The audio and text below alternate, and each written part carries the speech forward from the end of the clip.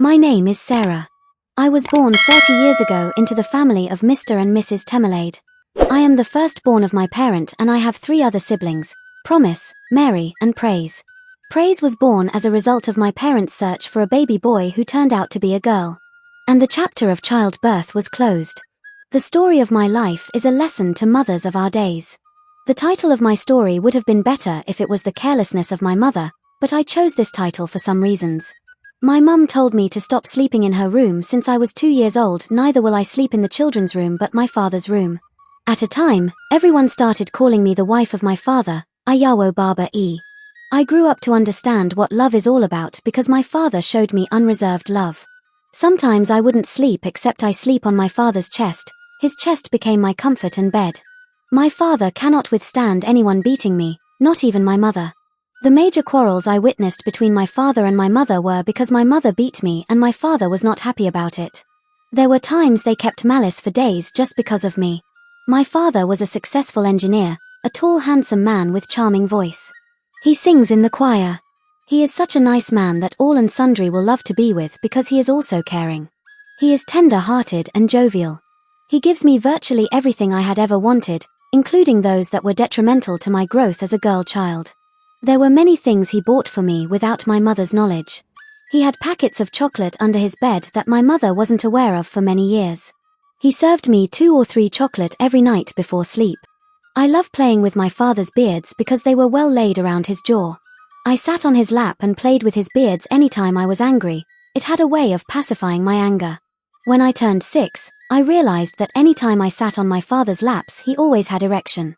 As a child, I never knew what erection was or what it meant because we never had a brother, neither did anybody told us anything about erection. I loved it when I see his manhood struggling around his boxer. Then I began to play with his manhood anytime I see it rise. My father loved it when I played with it, but he will never allow me do it whenever my mother was around.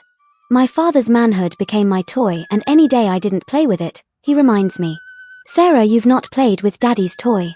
When he noticed my mother may get to know one day, we restricted the toy play only to bedtime.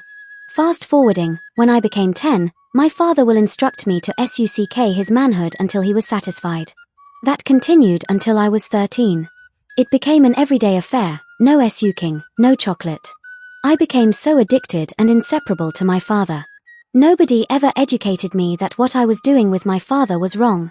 He kept assuring me of his love towards me. Of course, I had no doubt because he showed it. Anytime my father traveled, I will be sick all through and get well as soon as he arrived. My love for my father grew and knew no bounds. My father became my magical being. I almost could not do without him. I trusted him so much because he never hurt me. He tried to keep tears from dropping from my eyes. He was the friend I knew. He was close and listening.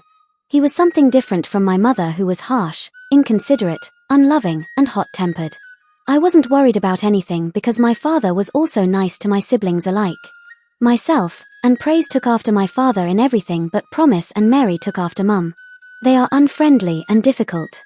My bond and intimacy with my father continued until I finished my junior secondary school education and my mother began to nurse the idea of changing my day school to boarding. From the onset, I knew that won't work because my dad would not part with me, neither will I ever want to stay away from dad for such a long time. So it was going to be 1 against 2. It became a serious battle between dad and mum for a long time. Grandma had to intervene, but all to no avail. Our pastor intervened too on several occasions, but my dad would not shift grounds. I will not take any of my daughters to boarding school and allow anyone to initiate them into witchcraft, my dad had said several times. My dad was the first to know when I started menstruating. I had menstruated twice before my mum knew. Before Mum could teach me what I needed to know about a woman's circle, my dad already did. Mum's lecture on womanhood was a revision. Dad already taught me everything I needed to know. My dad got to know a minute after I fell sick. My dad was readily available for us, unlike Mum, who gave so much time to her career. I would rather confide in my dad than waste my time with Mum. She rarely had time to listen to you. If she does, she won't act until something bad happens. "How are you, Sarah?" he asked, looking straight into my eyes. I felt an unusual sensation all over me when he looked into my eyes. "I am okay, Dad," I replied. He sat on my bed and began to massage my hair. Of course, that wasn't the first time he was doing that. He does it to my other sisters too, even in the presence of Mum. But the feeling that day was quite different. He left after 5 minutes, but that visit was what broke the camel's back. He came back after 30 minutes. Sarah, I hope you are okay. Dad, why are you worried about me? I am okay. Alright, come and give Daddy a hug. I moved closer and hugged my dad like other times, but Daddy seems to have ulterior motive this time from his look. Sarah, do you know how much I love you? He asked. Yes, Daddy, I know you love me so well, I love you too. He kissed my forehead and said, that's Daddy's baby. I stopped playing with his manhood when I knew that wasn't right to do with one's father. He stopped asking me to suck too because he began to notice I am getting mature and I could let the cat out of the bag someday.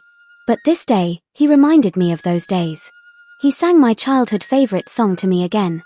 His eyes were changed, and this time I was grown enough to know. These eyes were sexy. I had so much confidence in my dad, so I had no fear for anything. He held me so tightly and began to unbutton my blouse in a way that suggests he want to have canal knowledge of me. Before I could say Daddy, he grabbed my two breasts firmly. Give me this one chance and I will prove to you how much I love you, my dad begged me as his face was full of pity. I have never argue with or deny my dad anything, but this was a crossroad for me. How will I give my dad a chance to deflower me? I couldn't look at my dad's face as he continued to beg me for sex. But why do you want to do this to me, Daddy? I asked, as tears began to run down my cheeks. You are a beautiful girl with. 3 hours later, he came knocking at my door. His voice that was once a balm to my soul suddenly turned to a terrific sound. The fear that gripped me when I heard his voice behind the door was frightening. I am sorry, Sarah. I am sure you know Daddy loves you. Please open the door, I have a surprise for you. If I had a knife in my room that day, I would have committed murder. I would stab him and stab myself. I sobbed bitterly all through the night. I didn't come out for 3 days even when my sisters came knocking. I could see the worries on my sisters and I didn't want them to do anything stupid, so I opened the door on the 3rd day. Who would you blame, my dad or my mum? The nightmare of what my dad did to me began to trail me. My sisters tried all they could to find out what happened to me, but how can I tell my sisters my father took my virginity by force? It is sacrilege and abomination in Yoruba land for a father to have canal knowledge of his own biological daughter. I knew what his act will cost the family, but I can't talk to anybody about it. I can't manage the shame and mockery. The thought to poison my dad began to find its way into my mind. I will kill him and free myself of the trauma of his presence. What else should I have done? Mum could not fulfill her promise to come home every weekend. Some months, she only came once and sometimes twice. I became hostile in the house and everyone knew something was wrong, but no one among my sisters was matured enough to investigate further. I perfected my plans to poison my dad, but that was not easy. On 2 occasions, I had planned to put the poison in his food, but I will discard it again. Seeing him got me irritated. I wished he could die of accident or one mysterious thing, but none of these happened. For 3 weeks, I rarely talked to my dad even though we lived under the same roof with me. All the time Mum visited, she never suspected anything because I put myself together and pretended as if all was going well. Sometimes I will feel like telling her, but always afraid of what my dad will do to me once my mum leaves the house. So I decided to do as I planned, but the plan came to pause when I discovered that I was pregnant.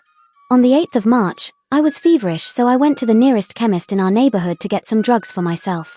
After taking the drugs, I wasn't getting better, then I decided to go to clinic to run some tests. Young lady, you are 6 weeks pregnant, the lab attendant announced to me as he hands the test's result to me. I collected it without saying a word. When I got home, I dropped the test result on Dad's bed and locked up the room so my sisters won't barge into his room and see the result.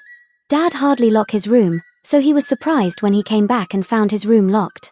He looked at me and Grace, who were both in the living room when he arrived, but I pretended I didn't notice him. He seems to understand there must be something fishing, so he removed his key and opened the door. 5 minutes later he rushed out and invited me to his room. What is the meaning of this? He pointed the test result to me. I was angry and felt like slapping him. How can he ask me the meaning of the test result in his hand? Did he not know that having unprotected sex would result to pregnancy? I looked at him with disdain. Nobody must hear this. Let it be between me and you, my dad pleaded. We will get rid of it before anyone notice it. He did not allow me go out for 1 week until he came with a taxi driver that morning. He drove us for a long journey. He took me to a small hospital between Delta and Anambra State. A place very difficult to find anybody who knew us. An abortion was carried out on me.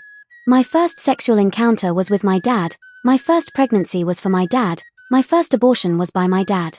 It wasn't easy hiding my affairs with dad from my siblings again. They became so curious and suspicious. They asked me many questions I had no answer to. I was running out of my mind after the abortion. My spirit husband will also not give me breathing space. He used me every night with serious beating after having sex. After the abortion, I never watched my dad with good eye. The father and daughter relationship we had was cut off. And the guilt of what my dad forced me to do will always run through my mind. When my mother came home for the weekend and saw how I was, she asked me if all is okay, but the only thing I could say to her was it's all your fault. She wasn't getting what I was saying. She pressed further to know what I meant by those words, but she never got anything from me. Months later, I got an admission into the University of Benin and I had a successful run in my school. Few years later, I graduated in flying colors, which landed me to my dream job. 2 years later I got married to my cute, handsome and rich husbands. We have been married for many years now, both no child. We went for check-up. It was discovered that I can no longer conceive, and as a result of unprofessional abortion. I cried and wept bitterly and once again blamed my father. Few years later my husband grew tired of me and sent me packing, and he remarried. Being sent out of my husband's house removed nothing from me. I still held myself strongly and even became more successful than ever. Then I came to realize I no longer need men in my life. Few months later, I adopted twins and took very good care of them, and my joy was once again completed. My dad pained in full of what he did to me when I broke the news of that encounter to my mother the moment my husband sent me packing. Everybody deserted him and left him to suffer at his old age. Thank you for watching. PLS, don't forget to like, share and subscribe. Bye for now.